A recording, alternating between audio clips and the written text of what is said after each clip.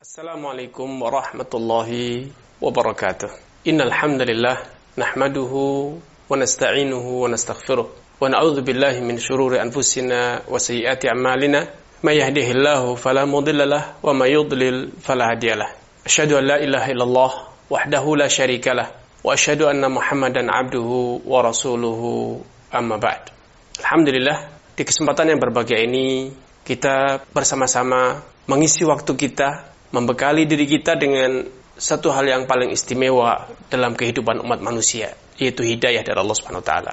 Pada program acara kita ini, kita akan bersama-sama membekali diri kita dengan ilmu agama Allah Subhanahu wa taala, yang itu sebagai bukti konkret ketika ilmu itu berhasil kita gapai, berhasil kita pahami dan kemudian kita ajarkan dan kita amalkan, maka itu pertanda Allah Subhanahu wa taala betul-betul cinta kepada kita. Allah Subhanahu wa taala sayang kepada kita. Man yuridillahu bi khairan yufaqihu fid din.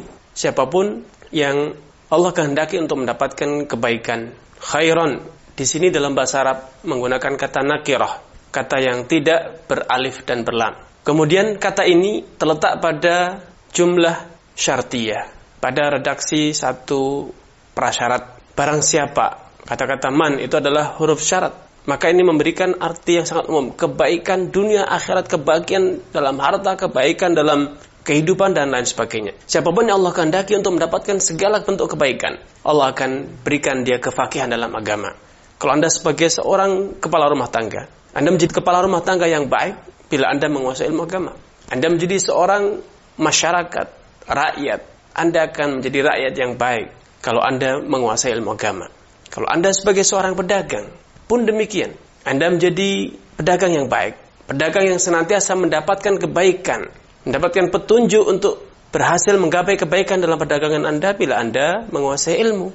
Dan tentu yang dimaksud dengan ilmu dalam hadis ini adalah ilmu agama, karena dengan ilmu agama Anda bisa mendekatkan diri dan semakin mendekatkan diri kepada Allah Subhanahu wa taala, bisa istiqamah di jalan Allah Subhanahu wa taala dan terhindar dari segala yang dapat menodai jiwa Anda, menjerumuskan Anda dalam kesengsaraan dunia ataupun akhirat.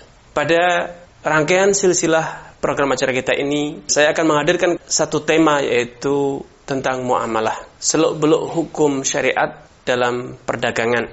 Kenapa demikian? Kenapa tema ini yang menurut saya urgen untuk diketengahkan? Karena siapapun kita, kapanpun kita berada, dimanapun, kita tidak lepas dari praktek-praktek perniagaan. Sebagai konsumen, sebagai pembeli, sebagai penjual, sebagai produsen, ataupun sebagai pengguna. Minimal interaksi di antara kita seringkali diwarnai dengan praktek-praktek perniagaan, baik yang kita sadar ataupun tidak. Barter, jual beli, sewa menyewa, kerjasama dan lainnya, semua itu adalah bentuk-bentuk dari perniagaan. Namun sayang, tema tentang fikih muamalah perniagaan ini di masyarakat masih asing. Banyak yang belum mempelajarinya, apalagi mengamalkannya. Sehingga walaupun praktek muamalah perniagaan ini kita lakukan setiap hari, setiap saat, berkali-kali dalam intensitas yang sangat tinggi, tetapi penguasaannya masih sangat minim. Sehingga tidak heran bila kita tanpa menyadari telah terjerumus dalam praktek riba. Tanpa kita sadari, kita telah melakukan satu praktek-praktek yang menyimpang dari tuntunan syariat, praktek-praktek yang diharamkan. Dahulu di zaman Khalifah Umar bin Khattab, ketika beliau telah memimpin umat Islam dan wilayah kepemimpinan beliau begitu luas, sampai wilayah yang sebelumnya dikuasai oleh Persia, dikuasai oleh Romawi, saat itu telah berada di bawah kekuasaan umat Islam, khilafah Islamiyah. Walau demikian, Umar bin Khattab membuat satu regulasi, satu peraturan yang ini diterapkan kepada seluruh masyarakat kala itu. Beliau memberikan instruksi, la yattajiru fi sukina illa man faquha wa illa akala riba. Ya, tidak pantas, tidak boleh bagi siapapun untuk berniaga di pasar kami kecuali bagi orang yang telah menguasai ilmu fikih, telah memahami ilmu agama. Karena kalau tidak, sudah bisa dipastikan dia terjerumus dalam praktek riba. Subhanallah. Dahulu Imam Syafi'i rahimahullah ta'ala memahami pentingnya ilmu, sehingga beliau memberikan satu statement yang begitu indah, andai ini kita terapkan. Satu statement yang begitu inspiratif. Beliau berkata, man arada dunya fa'alaihi bil ilm, wa man arada al-akhirah fa'alaihi bil ilm.